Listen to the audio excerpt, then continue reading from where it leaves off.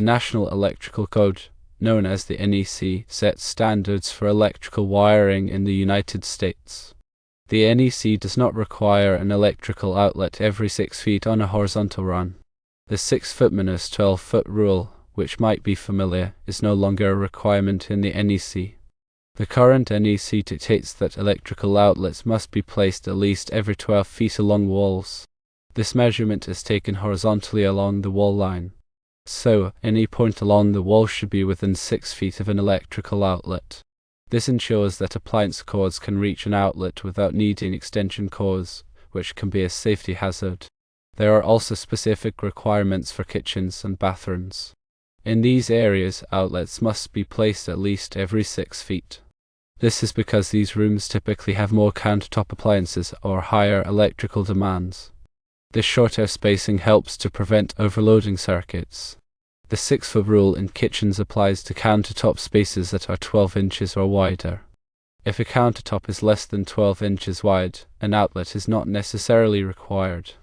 However, it's often a good practice to include an outlet for convenience. The NEC also requires ground fault circuit interrupter, known as GFCI, protection for all electrical outlets in kitchens, bathrooms, and other wet locations. A GFCI is a safety device that monitors the current flowing through a circuit. If it detects an imbalance, it quickly cuts off the power to prevent electrical shock. This is especially important in areas where water is present. The NEC is updated every 3 years to reflect changes in technology and safety practices. It's essential to consult the latest edition of the NEC to ensure compliance. State and local codes may also have additional requirements. It is always best to check with local authorities to confirm the applicable regulations. Electrical work can be dangerous, and it's important to follow all safety precautions. If you're not comfortable working with electricity, it's best to hire a qualified electrician. They have the training and experience to safely install and maintain electrical systems. Here are some additional points to consider when planning electrical outlet spacing. Firstly, consider the intended use of the space. If you know that you'll be using a lot of electrical appliances in a particular area, it's a good idea to install more outlets. Secondly, think about the placement of furniture. You don't want to place an outlet behind a large piece of furniture, making it difficult to access. Thirdly, avoid overloading circuits. Each circuit can only handle a certain amount of electrical current. If you overload a circuit, it can trip a breaker or even start a fire. Fourthly, use the correct type of outlet for the application.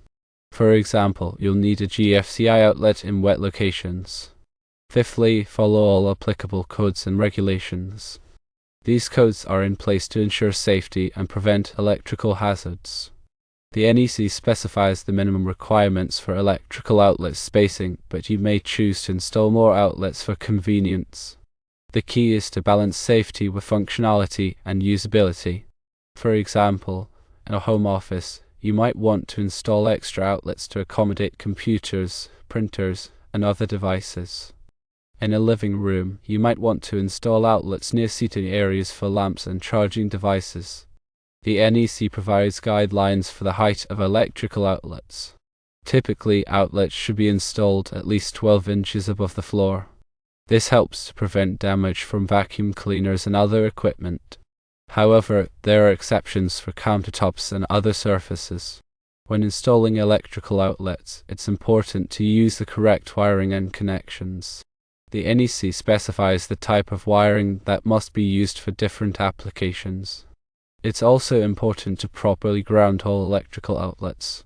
Grounding provides a path for electricity to flow safely in the event of a fault. If you're unsure about any aspect of electrical outlet spacing or installation, it's best to consult with a qualified electrician. They can provide expert advice and ensure that your electrical system is safe and compliant. The NEC also covers the installation of arc fault circuit interrupters, known as SIs. SIs are similar to GFCIs, but they detect arc faults, which are a common cause of electrical fires. The NEC requires SIs in many areas of the home, including bedrooms and living rooms. Arc faults can occur when there is a loose connection or damaged wiring. These faults can generate heat and ignite nearby materials. ASIs are designed to detect these faults and quickly cut off the power to prevent a fire. When working with electricity, always turn off the power at the breaker box before starting any work. This will help to prevent electrical shock. Use insulated tools and wear safety glasses to protect yourself from injury. Never work on electrical systems while standing in water or on a wet surface. This increases the risk of electrical shock. If you're working on an existing electrical system, be sure to identify all the circuits and wires before starting any work. Use a voltage tester to verify that the power is off before touching any wires. If you're not sure about any aspect of electrical safety, it's best to consult with a qualified electrician. They can provide expert advice and ensure that your electrical system is safe and compliant. Remember, the NEC is a complex document, and it's important to stay up to date on the latest changes. By following the NEC guidelines, you can ensure that your electrical system is safe and reliable. Also, consider future needs when planning electrical outlet spacing. As technology evolves, you may need more outlets to accommodate new devices. It's a good idea to install extra outlets in areas where you anticipate future needs. For example, you might want to install extra outlets in a home theater or a gaming room. The NEC also addresses the use of surge protectors. Surge protectors are designed to protect electronic equipment from voltage spikes. Voltage spikes can damage sensitive electronic components and shorten the lifespan of your equipment. The NEC requires surge protection in certain applications, such as for critical equipment in hospitals and data centers. However, it's a good idea to use surge protectors throughout your home to protect your electronic devices. When choosing a surge protector, look for one that is rated for the amount of surge current it can handle. The higher the rating, the better the protection. Also, look for a surge protector that has an indicator light to show that it is working properly. Surge protectors should be replaced every few years, as they can degrade over time. The NEC also covers the use of smoke detectors. Smoke detectors are required in all homes and are designed to alert occupants to the presence of smoke. Smoke detectors should be installed on every level of the home and in each bedroom. They should be tested regularly to ensure that they are working properly. The NEC also requires carbon monoxide detectors in homes that have fuel-burning appliances or attached garages. Carbon monoxide is a colorless, odorless gas that can be deadly. Carbon monoxide detectors are designed to alert occupants to the presence of carbon monoxide. They should be installed near sleeping areas and tested regularly to ensure that they are working properly. The NEC also provides guidelines for the installation of lighting fixtures. Lighting fixtures should be installed in accordance with the manufacturer's instructions and all applicable codes. The NEC also covers the use of energy-efficient lighting. Energy-efficient lighting can save energy and reduce your electricity bill. The NEC encourages the use of LED lighting, which is more energy efficient than traditional incandescent lighting. When installing electrical wiring, it's important to use the correct size wire for the application. The NEC specifies the wire size that must be used for different circuits. Using the wrong size wire can create a fire hazard. The NEC also requires that all electrical wiring be properly insulated. Insulation protects the wires from damage and helps to prevent electrical shock.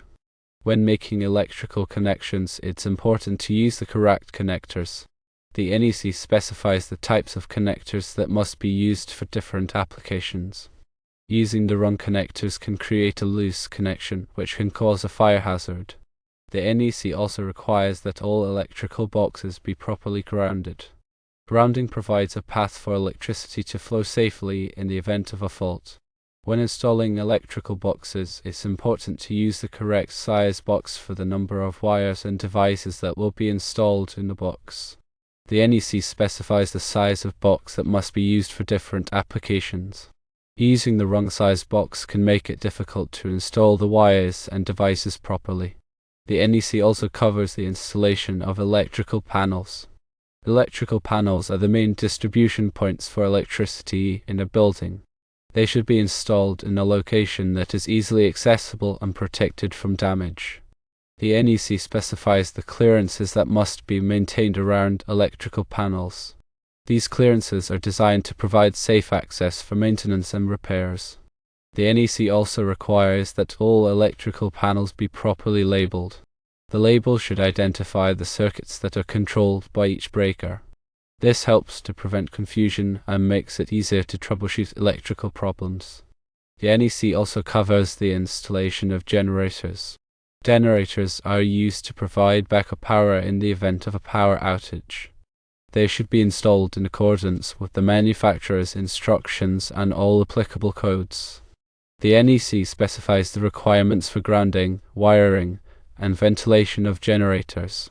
It's important to follow these requirements to ensure that the generator is safe and reliable.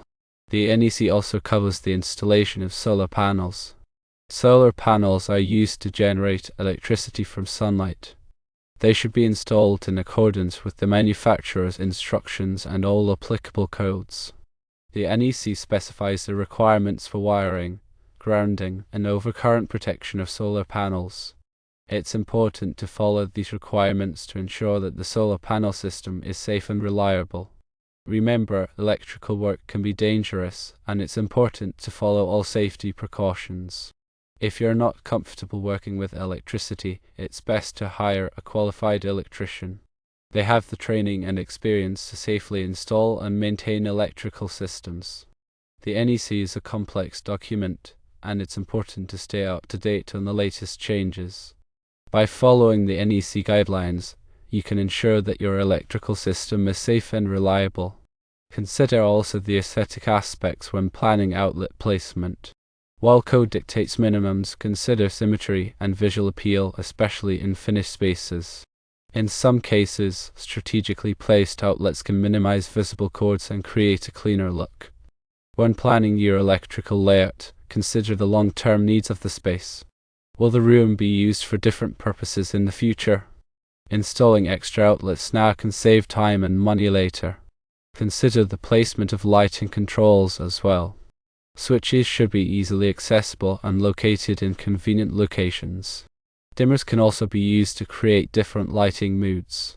When planning your electrical layout, think about the location of data and communication outlets. These outlets are used for telephones, computers, and other devices. They should be located in areas where these devices will be used. The NEC also covers the installation of low-voltage wiring. Low-voltage wiring is used for applications such as security systems, home theater systems, and landscape lighting. It should be installed in accordance with the manufacturer's instructions and all applicable codes. The NEC specifies the requirements for wiring, grounding, and overcurrent protection of low-voltage systems. It's important to follow these requirements to ensure that the low-voltage system is safe and reliable. Always double-check your work and inspect all connections before energizing a circuit. Use a multimeter to verify that the voltage is correct and that there are no shorts or ground faults. If you find any problems, correct them before turning on the power. Remember that electrical safety is paramount. Take your time, follow all safety precautions, and consult with a qualified electrician if you have any questions. And finally, remember to always consult the latest edition of the NEC and local codes for the most up-to-date requirements.